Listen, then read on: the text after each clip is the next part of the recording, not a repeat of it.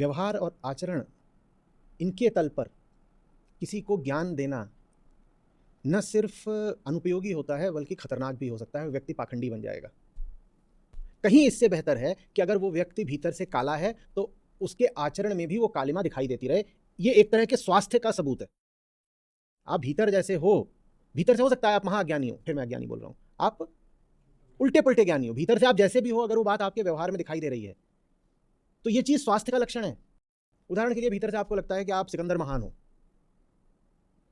लेकिन बाहर आप बड़ा विनीत आचरण करते हो, ये बात खतरनाक है।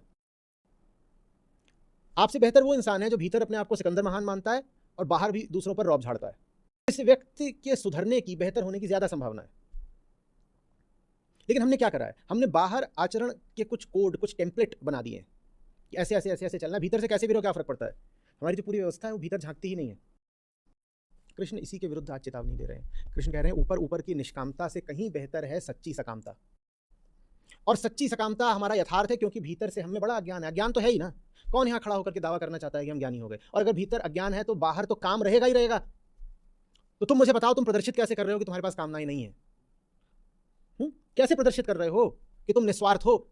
जो स्वार्थी घूम रहे हैं उनसे कोई अड़चन नहीं। तासे तो कौआ भला बाहर भीतर एक रंग। चलो, उसके तो जैसा अंदर है वैसे ही बाहर है। लेकिन जो घूम रहे हैं निष्कामी निस्वार्थी, इनको घेर कर प्रश्न पूछा जाना चाहिए, तुम कैसे हो गए निष्कामी? क्या तुम आत्मस्थ जीते हो? और अगर आत्मस्थ नहीं जीते तो निष्कामता कहां से आई? माने झूठी है ना, बस प्रदर्शन है ना, एक मुखौटा है ना। कृष्ण कह रहे हैं जैसे हो वैसे जियो। और साथ ही ये भी नहीं कह रहे कि जैसे हो वैसे ही जिए जाओ। पहली पंक्ति में कहते हैं अर्जुन इनमें बुद्धिभेद मत ले देना, और दूसरे कहते हैं लेकिन इनके सामने एक सम्यक उदाहरण रख करके इनको प्रेरित करते रहो कि ये और बेहतर होते रहे। बेहतर होने क्या मतलब है? कामना से निष्कामना की ओर बढ़ना, या इसको और व्यवहारिक रूप से कहिए, कामना के ही स्तर को ऊंचाई देना। अभी मेरी कामना यह है कि मेरा पेट भर जाए और बाकी सब भूखे जाएं। ऐसे बहुत लोग मिलेंगे, उनको खाना ज्यादा स्वादिष्ट लगता है जिस दिन खाना सिर्फ उनको मिलता है।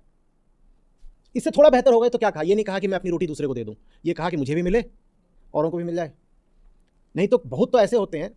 अच्छा, ईमानदारी से बताइएगा, आप परीक्षा फल देखने गए हैं, ठीक है, आपके आए हैं 90 और वो जो पूरा रिजल्ट ऐसे चिपका हुआ है दीवार पे, आपके आए हैं 90 और 80 से कम तो किसी के भी नहीं है, और बहुत ऐसे हैं जिनके 94-96 भी हैं। ये पहली सूरत। और दूसरी ये कि आपके आए हैं 70 और बाकी सब 50 के नीचे सिमट गए। ज़्यादा खुशी कब होती है? सही सही बताइए, दूसरी स्थिति में ना। तो कामना के स्तर को बढ़ाने का अर्थ यह है कि ठीक है, मैं तो अपने लिए चाहता ही हूं कि मेरे नंबर ज़्यादा से ज़्यादा आए, मैं निष्कामी नहीं हूं। मेरे नाम के आगे जो अंक लिखा है वो अधिक से अधिक होना चाहिए, मैं चाह रहा हूं। लेकिन मैं ये भी नहीं चाह रहा हूं कि दूसरों के कम आए, मैं ये भी नहीं चाह रहा हूं कि दूसरों के बहुत ज़्यादा आए। लेकिन कम से कम ये कामना तो नहीं है कि अपना देख लिया 90 और अब आके तलाश रही है कि बाकी सब फेल हुए कि नहीं हुए। और ऐसे बहुत होते हैं, अपना देखने के तुरंत बाद वो देखना शुरू कर जाते हैं कि दूसरे बर्बाद होने चाहिए। असली पार्टी तो तब होगी। कामना का स्तर बढ़ा, मैं अभी भी चाह रहा हूं कि मेरे 90 नहीं 92 आए, लेकिन अब मैं ये नहीं चाह रहा हूं कि दूसरे सब बर्बाद हो जाए। ये कामना के स्तर को उठना। अभी भी आप हो तो सकामी ही, लेकिन अब ये कामना पहले से थोड़ी बेहतर हो गई। पहले भी आप 90 ही मांग रहे थे अपने लिए, अभी भी 90 ही मांग रहे हो, लेकिन फिर भी आपकी कामना पहले से थोड़ी बेहतर हो गई। मैं भी भूखा ना रहूं, साधु ना भूखा जाए। ये थोड़ी कह रहे हैं कि साधु ना भूखा जाए और मैं भूख से दम तोड़ दूं आज की रात ही। ये भी नहीं कह रहे हैं कि दुनिया को खिलाना है, उतना दीजिए जामे कुटुंब समाए। और ये भी नहीं कह रहे हैं कि कुटुंब के खाने से और ज़्यादा मुझे दे दो ताकि तिजोरी में दे दूं। वो कह रहे हैं बस उतना ही दे दो जिसमें अपने कुटुंब को खिला दूं। ये कामना तो है ही है। पहली बात तो मांगा जा रहा है, दूसरी बात अपने कुटुंब के लिए मांगा जा रहा है, तीसरी बात ये भी कहा जा रहा है कि हाँ साधु तो खा ले लेकिन मैं भी खा लूँ साथ में।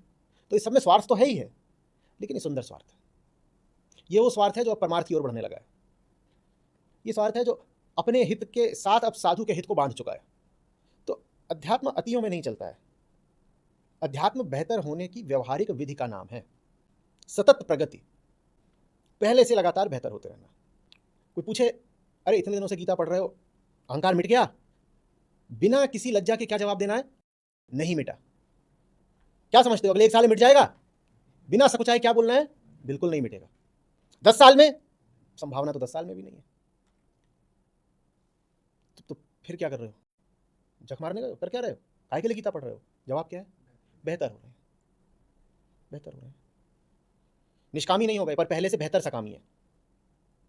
सकामी कल भी थे, सकामी आज भी हैं, पर कल से बेहतर कामना रखते हैं। क्यों?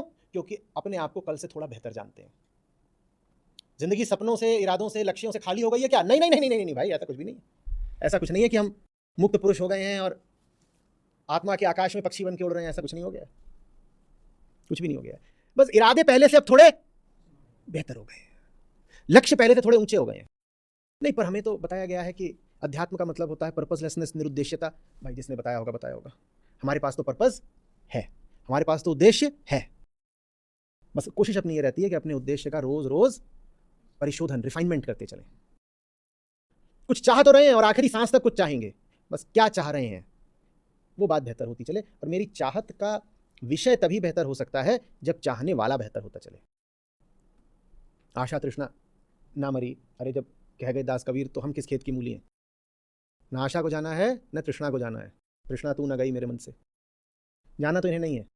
ये शरीर की सहेलियां हैं, जिस दिन शरीर आया था उसी दिन ये भी आ गई थी। बस इनको उठाओ उठाओ उठाओ उठाओ उठाओ।